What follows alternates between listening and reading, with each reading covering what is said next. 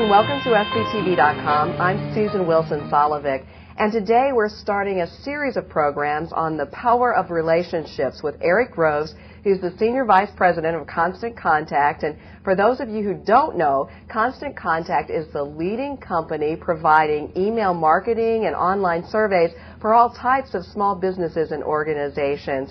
Welcome, and thanks for joining us, Eric. It's great to be here, Susan. Thanks for having me. Now, as I said, the title of today's program, and our series of programs actually, is The Power of Relationships, and that's really big for all of you at Constant Contact. What do you mean with that? Well, the power of relationships really came out of a lot of the training that we do with small businesses. And what we started to notice when you talk to small businesses is that when you ask them where their revenue was going to come from in the next month and the month after that, they would often say that it would come from their existing customers.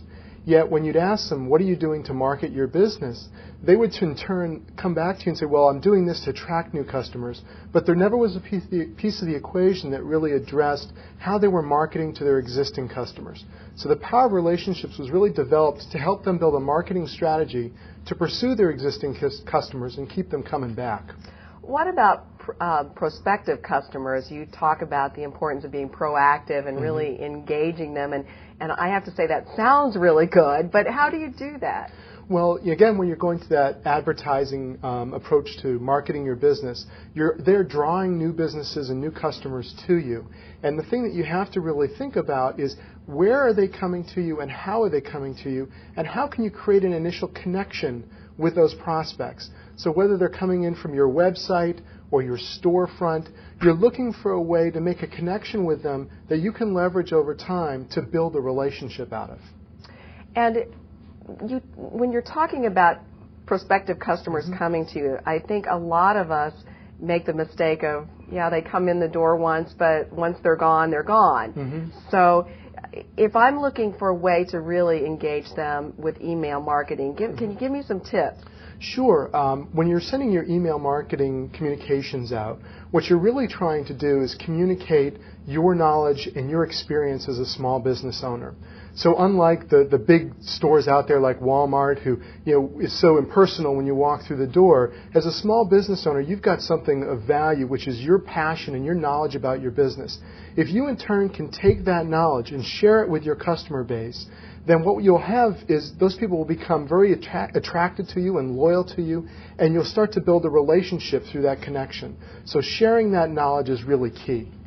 And let's go back to the existing customers now, because you said a lot of small businesses see potential new business coming through their existing customers. How do you really build a strong trust and relationship with those customers? It's a great question. It really comes over time. And there's been some great research out there that says that after 10 positive interactions, a customer has referred 7 new customers to you.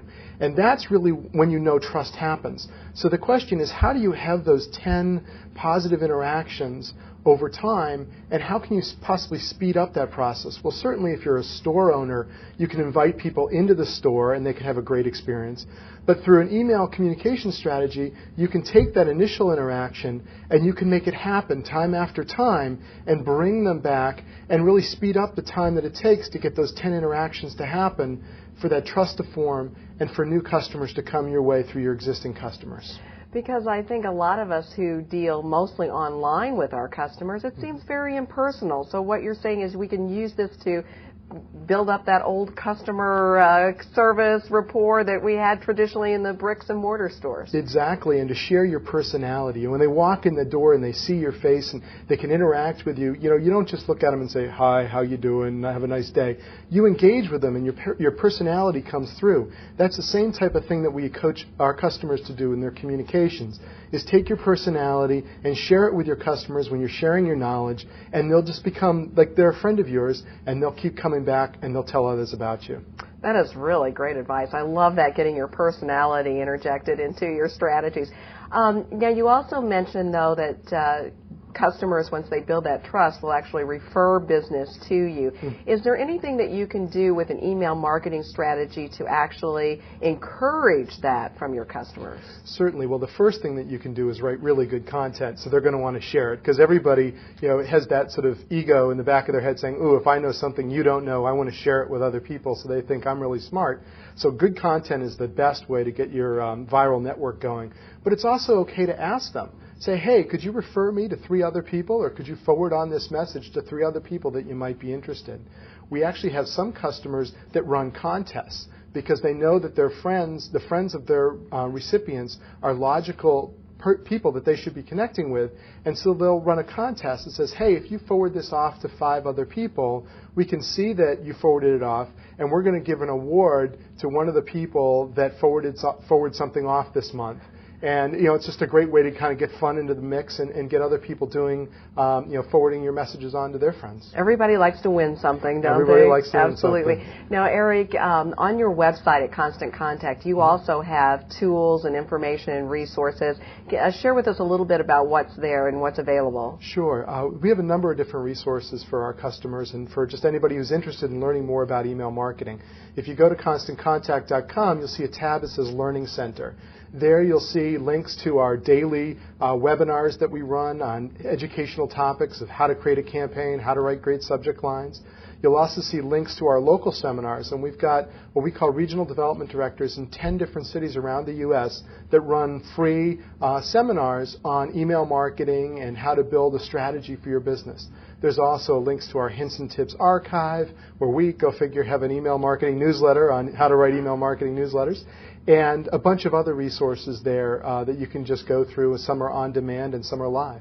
As being the expert, you better be good at email marketing strategies, right? Absolutely. We work hard on it. Well, of course, we're going to be talking a lot about those topics in future programs with our Power of Relationships series. So be sure, we appreciate you being here, and we hope everybody will be joining us. Yeah, it's looking forward to it. Should be a lot of fun. Great. And thanks for tuning in, and be sure to join us again for the Power of Relationships with Eric Groves, Senior Vice President of Constant Contact. I'm Susan Wilson Solovic, and remember, at SBTV.com, small business is our only business.